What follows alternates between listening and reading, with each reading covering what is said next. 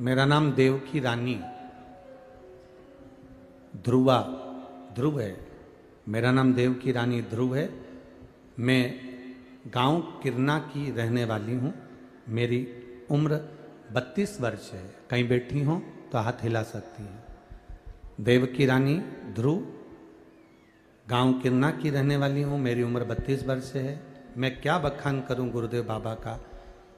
कहीं बैठी हो तो हाथ हिला सकती हैं। दिख गई क्या?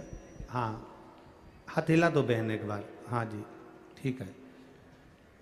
मैं बखान क्या करूं गुरुदेव। मेरी तबीयत 2022 में अचानक खराब हो गई। मेरे गले में एक छाला हो गया था और मैं खाना नहीं खा पा रही थी। डॉक्टर को दिखाया तो उसने बहुत कुछ बोला। आखिरी में उसने कह दिया डॉक्टर ने कि ये छाला ठीक नहीं होगा, इसका ऑपरेशन कराना पड़ेगा। ऑपरेशन के लिए कहा।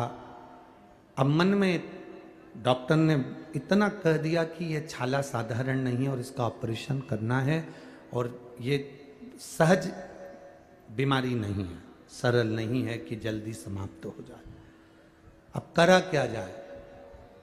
तब मेरे को किसी ने कहा कि शंकर पे चढ़ा हुआ जल पीना चालू करो, शिव जी के मंदिर जाना चालू करो। अभी तक हॉस्पिटल के चक्कर लगा रही थी, अब मंदिर के चक्कर लगाना प्रारंभ कर दिया और तब मंदिर के चक्कर लगाना चालू करा। मैंने पशुपति व्रत नहीं करा, मेरे पति ने मेरे लिए पशुपति व्रत करा। गुरुजी, मेरे पति ने मेरे लिए पशुपति व्रत करा।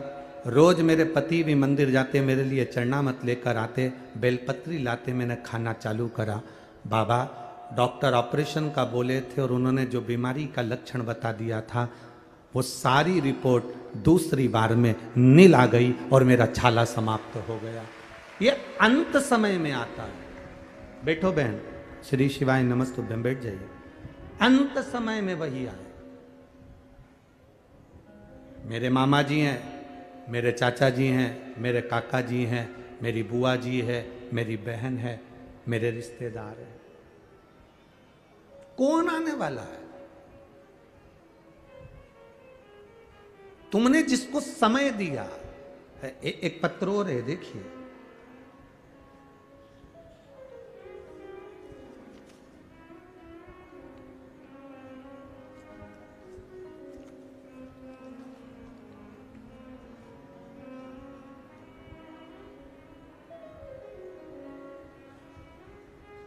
मैं उषा गुप्ता, पति श्री संजय गुप्ता, दुर्ग छत्तीसगढ़ की रहने वाली हूं। कहीं बैठी हो तो हाथ हिला सकती है।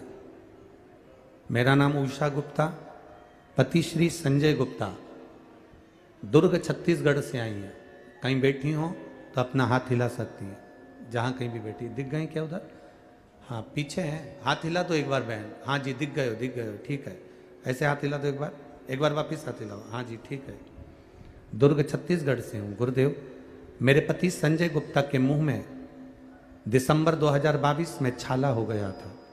जांच में पता चला कि कैंसर है। गुरुजी, हम इलाज हेतु टाटा मेमोरियल हॉस्पिटल मुंबई ले गए। 26/1/2023 में रायपुर संजीवनी कैंसर हॉस्पिटल में भी उनका इलाज चालू हुआ, ऑपरेशन हुआ। गुरुदेव, दूसरी बार फिर वापिस बीमारी उपज गई।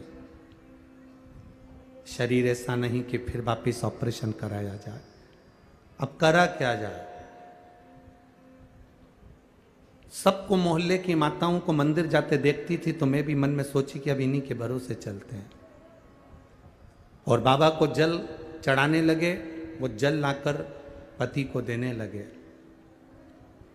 बाबा जी सिर में वो जल लगाते थे, गले में लगाते थे।